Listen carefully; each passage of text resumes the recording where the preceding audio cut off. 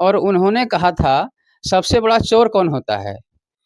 कोई विद्यार्थी जवाब नहीं दे पाया था, लेकिन अंत में उन्होंने ही बताया कि सबसे बड़ा चोर वही होता है जो अपनी कला को छुपा कर रखता है। एक बात है कि जब हम किताब लिखना आरंभ किए थे ना, तो मेरे एक मामा ने कहा था कि इसका तो ग्रामर ठीक नहीं है, ये किताब कैसे लिखता है? तो तभी से हम ग्रामर पर ध्यान दिए। ललक, लिखने की ललक, बस मेरे मन में एक ही बात थी कि मर जाने के बाद क्या रहेगा इस दुनिया में? अगर हम कुछ करते हैं तो यही तो मेरा रहेगा, ये इसी को तो लोग जपेंगे और नहीं तो कुछ नहीं। तो हम क्यों ना कुछ ऐसा करें कि हम मेरे ही वकील मिल कर के और चीफ जस्टिस झारखंड के हाई कोर्ट के जो रिटायर कर चुके हैं अभी, कहा कि सुप्रीम कोर्ट जाइएगा तो हो ही जाएगा। हम बोले ये क्या कर रहे हैं लोग रे भाई? 142 नंबर का हो गया, हम 170 नंबर ला के भटक रहे हैं। और प्रधानमंत्री के पीएमओ में भी लिखे, वीडियो बना-बना के छोड़े, लेकिन कोई माने मेरे साथ इंसाफ नहीं हुआ। लेकिन फिर भी कभी-कभी हम रोते थे, पागल की तरह हो जाते थे कभी। तो फिर माने सत्संग जो है ना मेरा, ये जीने का नमस्कार, मैं हूं धनंजय हल्लार और आप देख रहे आर्यवर्त दुनिया। आज आपको ऐसे एक शख्स से मिलाएंगे जिन्होंने किस प्रकार आज उन्होंने डॉक्टर की उपाधि उन्हें मिले, जो बीते 12 अप्रैल को दिल्ली में उन्हें डॉक्टर की उपाधि देकर साहित्य की दुनिया में उन्हें सम्मानित किया। आखिर वो वहां तक किस प्रकार पहुंचे, किस हालत से पहुंचे, एक सुदूरवर्ती गांव के लड़का आखिर वहां तक कैसे पहुंचे, उनको लेके आज हम बात करेंगे गोपाल मंडल जी से और उनसे जानेंगे कि आखिर उनके उपाधि डॉक्टर कैसे लगे। बहुत-बहुत आप लोगों का मैं आभारी हूँ कि आप लोग जो है इस समाचार को देश दुनिया में दिखाएँगे और मेरे जैसे साधारण व्यक्ति से लोगों को प्रेरणा मिलेगी कि मेरी इस कार्यशैली को देखकर और भी लोग समाज की सेवा में लगेंगे, साहित्य सेवा में लगेंगे। तो इसके लिए मैं आप लोगों को बहुत धन्यवाद देता हूँ। देखिए, ये तो एक हम शुरू से कहें कि बहुत माने जब मेरा ख़्याल आया था, तो तभी से हम कुछ गुनगुनाते थे, लिखते थे, ये गॉड गिफ्टेड कहा जाए। लेकिन इस गॉड गिफ्टेड को कुछ उजागर करने के लिए जब हम मुंडली मिशन स्कूल के 9th क्लास में पढ़ते थे, तो एक कवि आए थे उदयकांत बिहारी जी और उन्होंने कहा था, सबसे बड़ा चोर कौन होता है? कोई विद्यार्थी जवाब नहीं दे पाया था, लेकिन अंत में उन्होंने ही बताया कि सबसे बड़ा चोर वही होता है जो अपनी कला को छुपा कर रखता है। और उसी दिन से फिर हम खेलना छोड़ कर के टिफ़िन में अपने क्लास में जाकर के 3rd फ्लोर में और तभी से किताब कविता निर्भीक रूप से लिखने लगे। फिर जब हम लोग देहात में 10 पैसे का उस समय चनाचूर हुआ करता था, लोग चनाचूर खरीद के और दुकान में बैठ कर के खाते-पीते थे। लेकिन हम क्या करते थे, हम रामायण, महाभारत, मेरे पिताजी बांग्ला जानते थे, उससे हम बांग्ला भी सीख लिए और अध्ययन करते थे रामायण, महाभारत और फिर एक-एक वर्ड का अनुसंधान करते थे, उस पर कैसा क्या है, नहीं है और फिर बांग्ला में भी किताब लिखे हम, हिंदी में भी किताब लिखे, कविता लिखे। इसके बाद अभी मेरी 50 पुस्तकें छपी हुई हैं। भागलपुर से शुरुआत हुई, भागलपुर, पटना, गोरखपुर, दिल्ली, मुंबई और इसके बाद अभी जो भारत सरकार की मैगज़ीन निकलती है, दिल्ली में मंडी हाउस के समीप है साहित्यिक अकादमी, रवींद्र भवन, वहाँ से जो एक पत्रिका निकलती है, ये समकालीन भारतीय साहित्य है। ये समकालीन भारतीय साहित्य में 2020 से मेरी कविताएँ वहाँ ईश्वर की कृपा से स्थान पाने लगी और ये पुस्तक जो है हमारे विश्व में भारत के जहाँ भी मेंबर हैं, तो ये किताब वहाँ जाती हैं, लोग पढ़ते हैं, यानी ये रचनाएँ। इसके बाद ये सब जो है बहुत सारी पुस्तकें हैं मेरी, ये सब छोटी-छोटी पुस्तकें हैं, नाटक की है जैसे चम्मल का बेटा, तो राखी की लाज, अंधेर नगरी, चौपट राज, इस तरह करके 50 पुस्तकें हैं।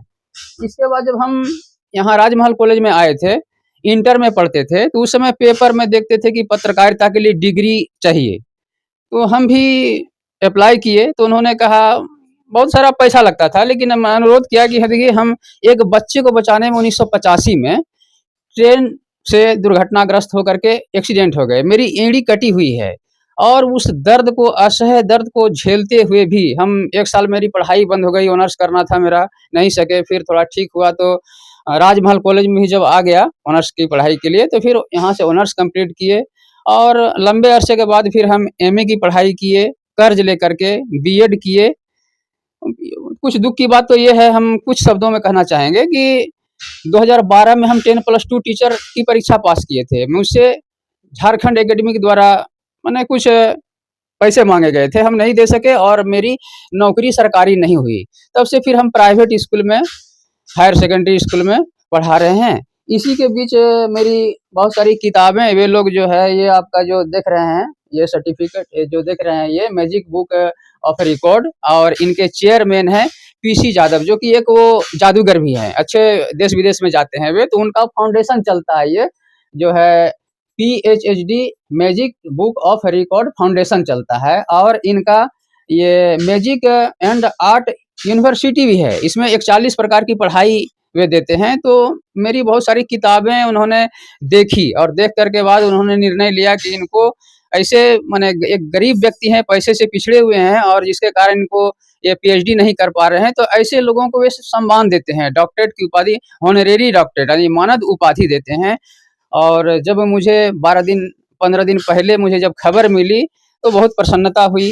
फिर हम 11 तारीख को यहाँ से गाड़ी में चढ़े और 12 तारीख को वहाँ पहुँचे, बहुत सम्मान किया गया।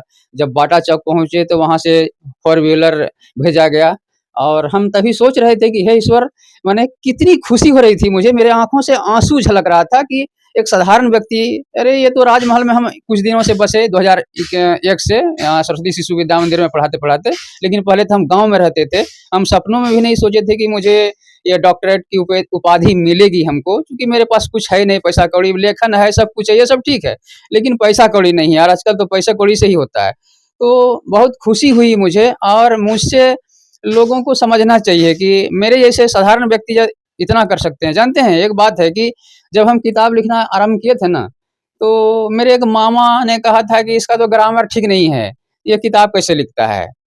तो तभी से हम ग्रामर पर ध्यान दिए, और आज जो है ग्रामर भी मेरा ठीक है, हिंदी ग्रामर भी मेरा ठीक है। सरस्वती शिशु विद्या मंदिर में पढ़ाते थे तो लोग सब जानते हैं, मेरे राजमहल की क्या साहेबगंज जिला के लोग जानते हैं, और किताब के माध्यम से तो देश दुनिया के लोग जानते ही हैं। तो लोगों को हम यही माने ये कहते हैं अपनी ओर से कि मेहनत करनी चाहिए, कभी न कभी ईश्वर देखते हैं, और उनको उनके कार्य का परिणाम, अच्छा परिणाम मिलता ही मिलता है। जब बताया कि जब 86 में हम इंटर में गए थे, तो पेपर में देखे थे पत्रकारिता करने के बारे में, तो पैसा बहुत लगता था। उनको भी मैंने अनुरोध किया कि देखिए, हम एक बच्चा को बचाने में हैंडीकैप्ड हो गए हैं, और मेरे माता-पिता भी गरीब हैं, सो हम तो उतना पैसा नहीं दे पाएँगे, अगर मेरा एडमिशन ले लेते हैं पत्रकारिता महाविद्यालय, नई दिल्ली, लाजपत नगर 24 से।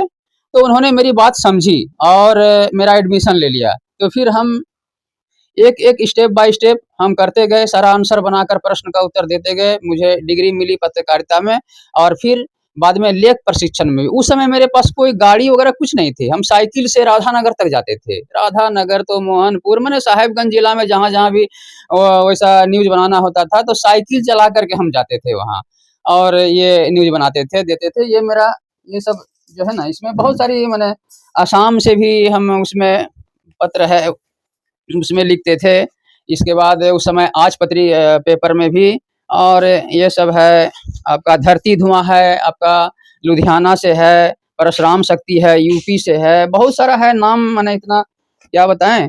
ये इसके बाद ये जो है सब हम रखे हुए हैं, सब ये सब कि अपने जीवन में हम गुजर जाएँगे इस दुनिया से, तो हो सकता है कोई भी पत्रकार लोगों को अगर लगे कि आए मेरे घर में तो जान के जाएँगे और मेरे से प्रेरणा मिलेगी, लेकिन मेरे जीते जी कम से कम ये हमको देखने के लिए मिल गया। ये सब सारा जो है तो मेरा ये सब है।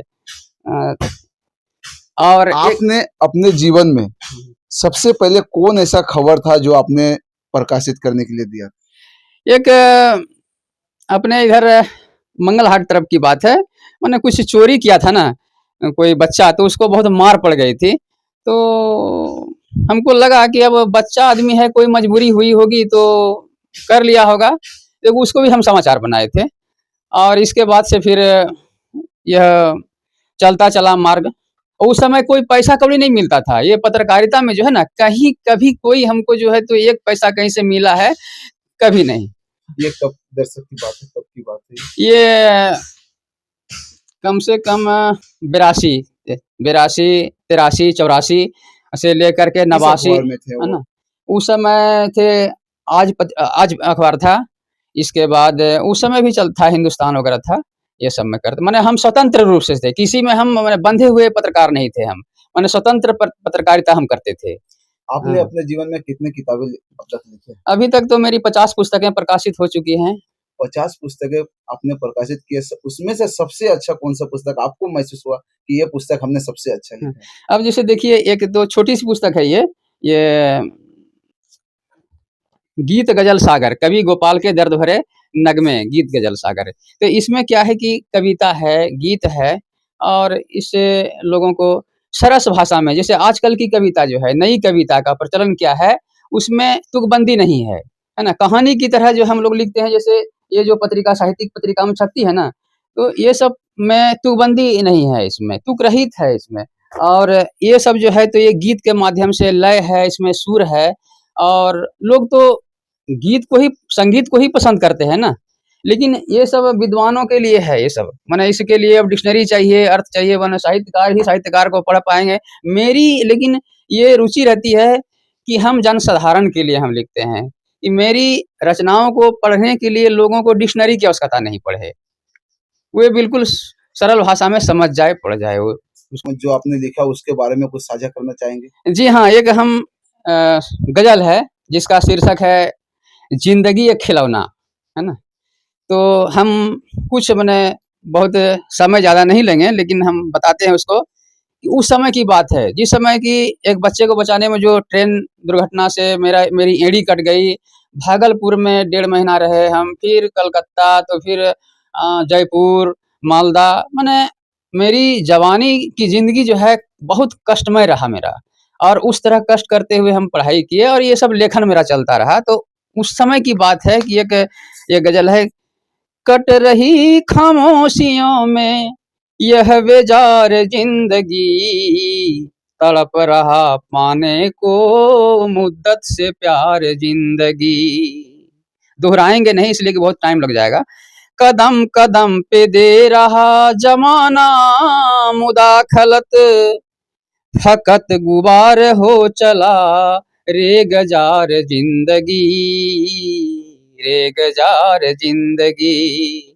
था तब एक लम्हा इशरत से लबालब, अब मुकम्मल महरूमियत का हुई शिकार जिंदगी, हुई शिकार जिंदगी। तड़प रहा पाने को मुद्दत से प्यार जिंदगी, मुद्दत से प्यार जिंदगी। कौन दे वजाहत जब वक्त ही हो अबतर, महफूज नहीं उनकी तब है मजार जिंदगी, है मजार जिंदगी। कट रही खामोशियों में यह बेजार जिंदगी, यह बेजार जिंदगी। और कुछ पंक्तियों को छोड़ करके हम माने दो अंतिम कड़ी सुनाते हैं। बेनजीर जिस्म का है भी क्या भरोसा, हम इतने सुंदर जन्म लेते हैं लेकिन कब तुरंत चले जाएंगे इसका कोई भरोसा नहीं है। इसीलिए हमको एक एक क्षण कर्म करता जाना चाहिए। जैसे हम मेरे बिछावन में ना बहुत सारी किताबें पड़ी रहती हैं, तो घर में लोग दिखिया जाते हैं, कहते हैं कि माने सारा ये तो किताबों से भरा रहता है, हम करेंगे। अब कब जो है तो नींद टूट जाती है, कब मेरे मन में आता है, कब हमको क्या लिखना होता है, नहीं होता है, तो हम नहीं जानते, वो माँ सरस्वती की कृपा है। तो वही है कि बेनज़ीर जिस्म का है भी क्या भरोसा, सदा मौत की डोली पे है सवार जिंदगी, है सवार जिंदगी। करता इस्त आनद गर दफअतन कोई, यानी कोई अचानक मेरी मदद कर देता, करता इस्त आनद गर दफअतन कोई, गोपाल फिर न होता कुछ भी लाचार जिंदगी, कुछ भी लाचार जिंदगी।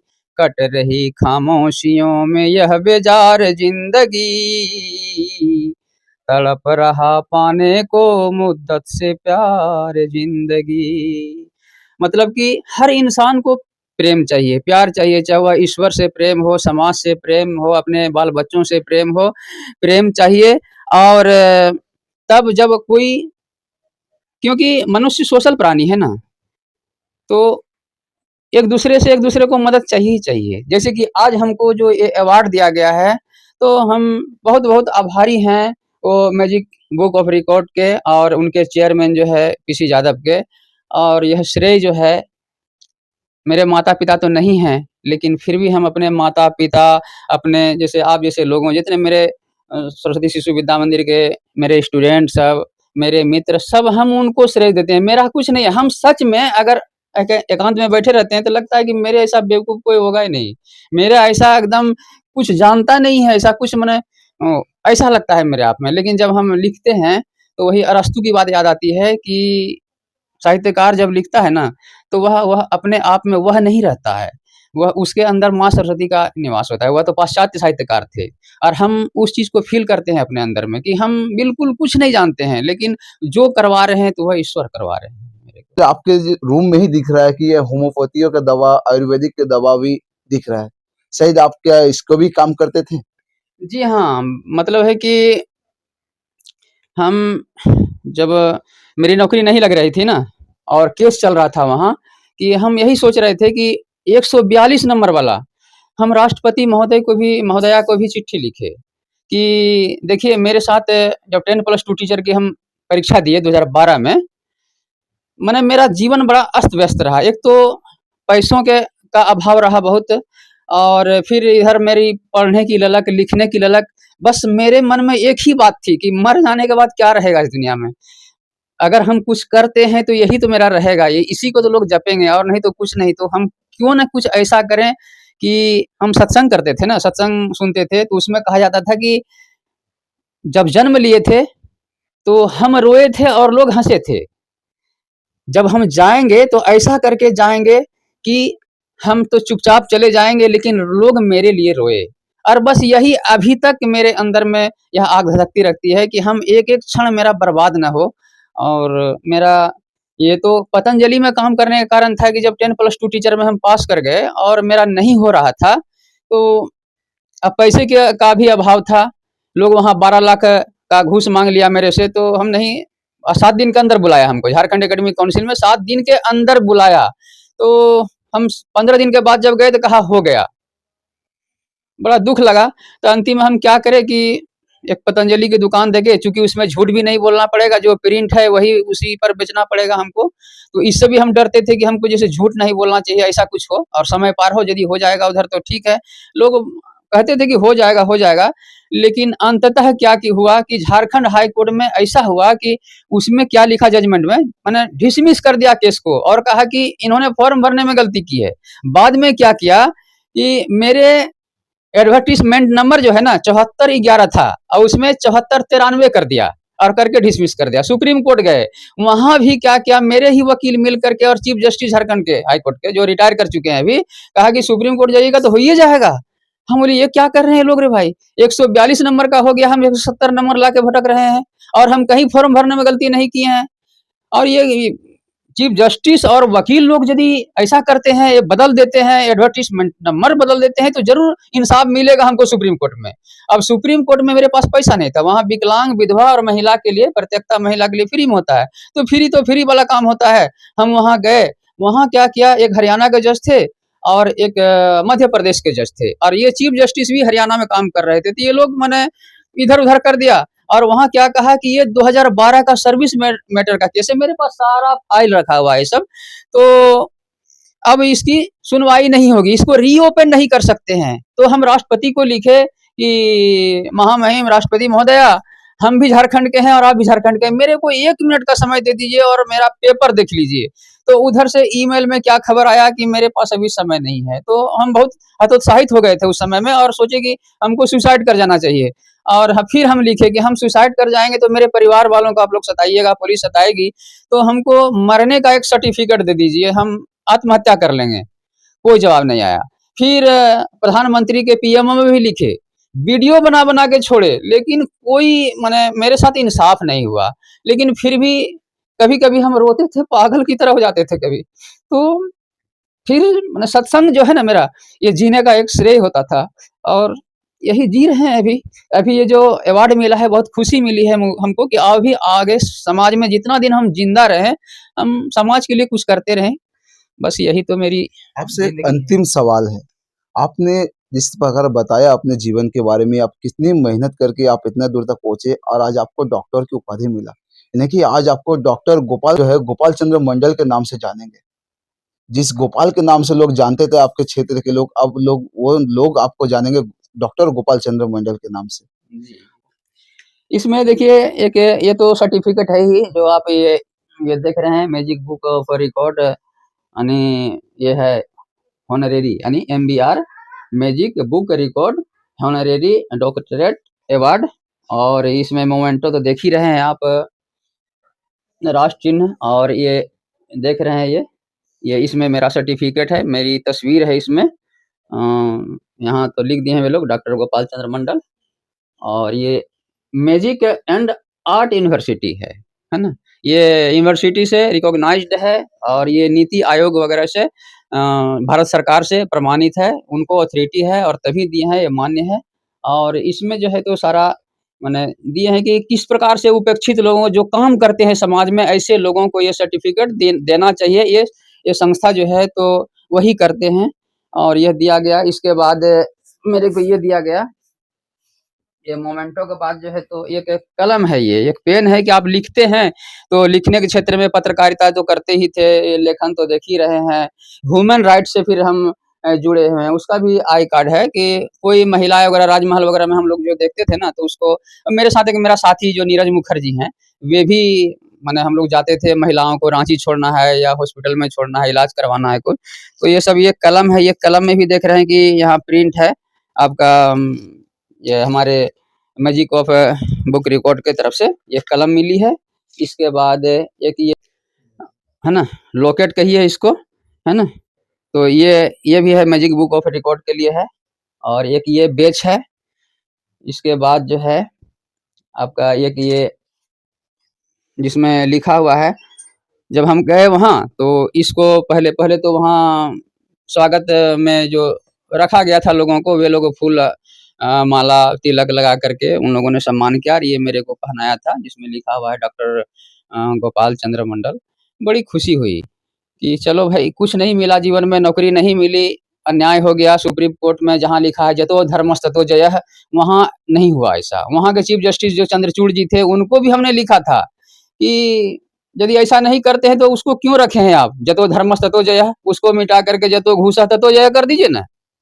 लेकिन कोई सुनवाई नहीं हुई। वहाँ क्या हुआ कि वो जो रजिस्ट्रार होते हैं ना, रजिस्ट्रार पहुँचने ही नहीं दी चिट्ठी मेरी वहाँ चीफ जस्टिस तक और अपने से वहाँ लौटा देते थे। लेकिन अभी तक हमको आशा है, अभी तक हम प्रार्थना करते हैं कि मुझे न्याय मिले, अंततः मुझे न्याय मिले इसलिए कि ये भारत हमारा विश्व गुरु पहले था, है और रहेगा। ये जो सरकार हमारी कहती है कि विश्व गुरु बनाएंगे, अरे बनाएंगे क्या? हमारा देश तो विश्व गुरु है ही। ये आर्यावर्त, ये तपोभूमि, हमारा भारतवर्ष विश्व गुरु है, रहेगा, था। तो यहाँ अगर एक विकलांग के साथ जो दूसरे को बचाने में, एक 5 वर्ष का बच्चा को बचाने में हम ट्रेन से एक्सीडेंट हुए थे, यानी हम उस समय में भी मेरी जो है परहित कामना थी। उस समय हम तो इंटर में पढ़ रहे थे, मात्र 5 दिन हम क्लास गए थे और मेरा इधर एक्सीडेंट हो गया था। गरीबी थी, एक मेरी नानी ने 30 रुपये दिए थे, फुल पैंट का कपड़ा तो झलर-मलर करता था, तो उसको हम गए थे कि जाग यहाँ बना लेंगे। और वही जा रहे थे, छोटा भाई माने 5 वर्ष का जो था एक बच्चा, जो वह भी साथ धर रहा था, तो और थे एक मामा का रिश्ता साथ में जा रहे थे, उधर से गाड़ी आ रही थी। क्या हुआ, कैसे हुआ? तो हम सोचे कि उस बच्चे को लेकर भागे हम, लेकर भाग नहीं पाए, बच तो गया वो, लेकिन हम सारा जीवन के लिए हैंडीकैप्ड हो गए, विकलांग हो गए। और ये उस समय से 1985 में एक्सीडेंट हुए, 1986 से यानी जिस समय की भरी जवानी माने स्टार्ट हुई थी उस समय से, तभी से हम ये विकलांग होकर के ही इतना कुछ कर रहे हैं। है लास्ट में पहले वो सब दे दिया गया था और इसके बाद फिर ये अशोक स्तंभ भी दिया गया हमको। एक अंतिम सवाल, हुँ। आपने पूरे बात जो सुनाए, उसके बाद आप आने वाले नए पीढ़ी को क्या बताना चाहेंगे? देखिए, नई पीढ़ी को तो हम यही कहना चाहेंगे कि शायद मेरी तरह कोई गरीब ना हो और जो है भी, तो जब मेरे जैसा व्यक्ति विकलांग होकर के भी अभी जब हम आप लोगों को इंटरव्यू दे रहे हैं ना, फिर भी वहाँ पर मेरी जलन हो रही है। माने एकदम जलता है इस प्रकार। हर जिस समय हम गंभीर नींद में होते हैं ना, तभी हमको नहीं बुझाता है, नहीं तो हर समय हमको दर्द होता रहता है। तो मेरे जैसा व्यक्ति अगर इतना कुछ कर सकता है, तो हम नई पीढ़ी को यही कहना चाहेंगे कि पैसा सिर्फ़ बड़ी चीज़ नहीं है जीवन में। पैसा तो है ही, जीवन जीने के लिए पैसा चाहिए, लेकिन कि कुछ ऐसा कीजिए समाज में दलित-पलित लोग हैं और वह क्या सिर्फ़ मनुष्य नहीं, हर जीव में हम अगर रास्ता में चलते हैं ना, साइकिल लेकर के ही चलते हैं या स्कूटी लेकर के चलते हैं, तो देखते हैं कि कोई हम जिसको नज़र से देख पाते हैं, कोई चींटी भी है, वो ना दब जाए, है ना? तो लोगों को शिक्षा के क्षेत्र में भी और यह ऐसा भी कि आज के ज़माने में क्या हो रहा है, पढ़ लिख कर के लोग नौकरी पा रहे हैं, अपने माता-पिता को छोड़ देते हैं। जीवन में माता-पिता एक ही बार मिलेंगे, इसीलिए आप लोग संघर्ष कीजिए और जब मुझे अभी अब 59 वर्ष की उम्र मेरी हो रही है, इस समय हमको अवार्ड मिला, डॉक्टरेट की उपाधि, मानद उपाधि मिली, जैसा कि वाजपेयी जी को भी मिला था। वाजपेयी जी, उनको भी मानद उपाधि मिली थी डॉक्टरेट की। और एक साधारण सा गोपाल चंद्र मंडल जो एक गाँव से पल बढ़ करके आया, ये राजमहल में सरस्वती शिशु विद्या मंदिर में पढ़ाते-पढ़ाते यहाँ बसा। तो हमारे जैसे व्यक्ति अगर ऐसा हो सकता है, ऐसी उपलब्धि पा सकती है, तो आप लोग क्यों नहीं पा सकते हैं? आप लोग भी परिश्रम करें और परिश्रम करें, ब्रह्म मुहूर्त में उठें, अध्ययन करें, सबों को एक समान दृष्टि से देखें। इस जीवन में कुछ नहीं है, इसीलिए इस चीज़ को हर समय ध्यान में रखते हुए अगर आप काम करेंगे ना, तो झूठ, चोरी, नशा, हिंसा, व्यभिचार ये 5 चीज़ नहीं करेंगे, आपका जीवन सफल हो जाएगा और आप भी जो है दुनिया में नाम छोड़ कर के जाएँगे। यही एक चीज़ बहुत बड़ी है। धन तो आपके रिश्ते संबंधी लूट खा जाएँगे, लेकिन आप जो करके जाएँगे ना, यही आपका जन्म-जन्मांतर अमर बना देगा आपको। यही हम आज की पीढ़ियों से कहते हैं। बहुत-बहुत धन्यवाद। आपने सुना डॉक्टर गोपाल चंद्र मंडल जी ने क्या बताए। उन्होंने अपने बाल्यकाल से लेके अब 59 वर्ष उनकी उम्र हो गई और इस समय में उनको साहित्य की दुनिया में जो है डॉक्टर की उपाधि मिला। इनसे वो कितने प्रसन्न है, कितनी खुश है। हालाँकि उन्होंने बोलते हुए भावुक तो हुए, लेकिन उन्होंने बताया कि मेरी अंतिम समय के जैसे अब जैसे मानिए कि नौकरी में लोग रिटायर होते हैं 60 वर्ष में और मैंने 59 वर्ष में जो ये उपाधि मिला, ये मुझे बहुत ही गर्व और खुशी का महसूस है कि एक हम सुदूरवर्ती गाँव से आकर यहाँ में पहुँचे इतने दूर तक। सहयोगी अरविंद कुमार के साथ धनंजय हल्दार की रिपोर्ट, आर्यवत।